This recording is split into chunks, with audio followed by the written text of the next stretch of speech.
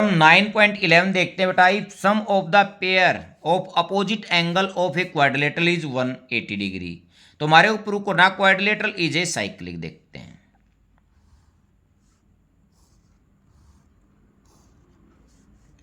ए B C D given में है। In quadrilateral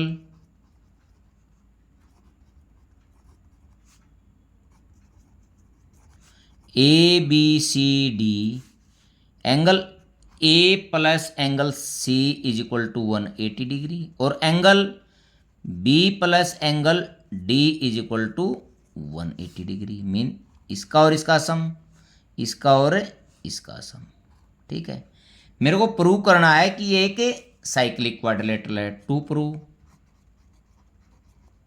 mean जो 4 के 4 जो पॉइंट हैं वो सर्कल पे लाई कर रहे हैं।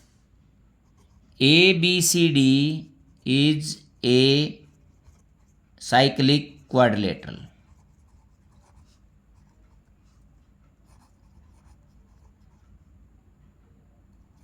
देखते हैं कंस्ट्रक्शन।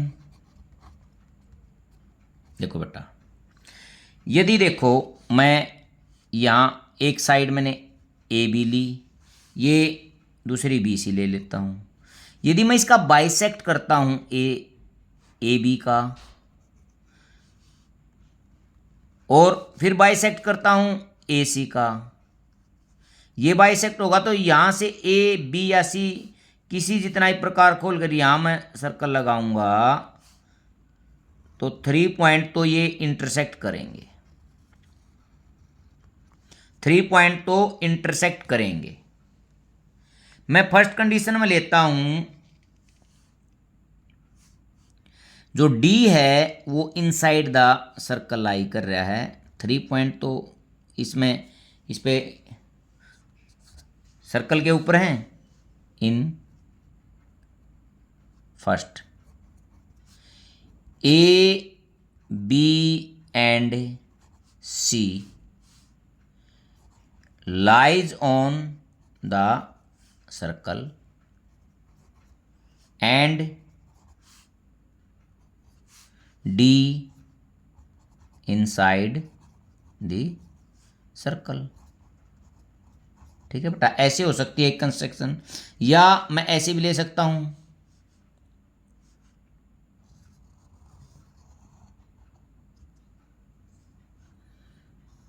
A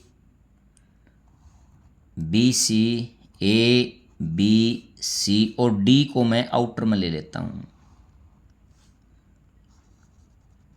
D outside. ठीक है, इन सेकंड ये भी लेट है, ये भी मैं लेट कर सकता हूं। Let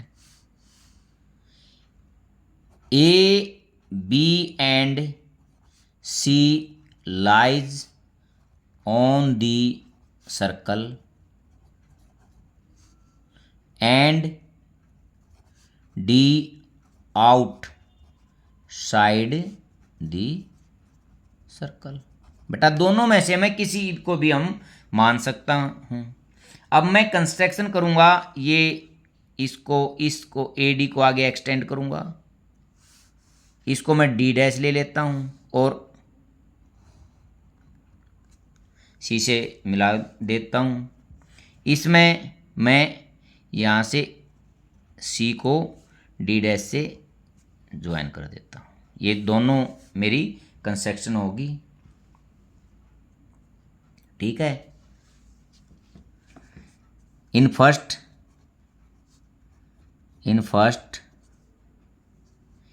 A D extend to D dash and join D dash C. ठीक है, in second point D dash lies on the circle join C D dash. देखो बेटा दोनों हो गए हमारे। अब बात करते हैं प्रूफ की। Angle B plus angle D is equal to 180, इसको मैं फर्स्ट ले लेता हूं, ये मेरा गिवन है, ठीक है। और angle B plus angle D dash is equal to 180 degree, ये मेरा सेकंड है, क्योंकि A B C D dash is a cyclic quadrilateral, ठीक है। कंस्ट्रक्शन से है from first and second. Angle B plus angle D is equal to angle B plus angle D dash, ये दोनों कैंसिल हो गए। Angle D is equal to angle D dash, बेटा ये दोनों एंगल क्या है, इक्वल हो रहे हैं। तो कब इक्वल होंगे, जब डी और डी डैश एक ही पॉइंट पर कोइंसाइड करते होंगे, नहीं तो ये इक्वल नहीं होंगे, चाहे इस कंडीशन में हो चाहे इस कंडीशन में हो। मैंने ये दो इसलिए बना के दिखाए बेटा, आप एक इसका ही प्रयोग कर सकते हैं और आप इसका ही प्रयोग कर सकते हैं। मैं यहां लिखता हूं this is possible only when D and D dash coincide, ठीक है। यदि ये कोइंसाइड है तो hence D lies on the circle, so A B C D is a cyclic quadrilateral.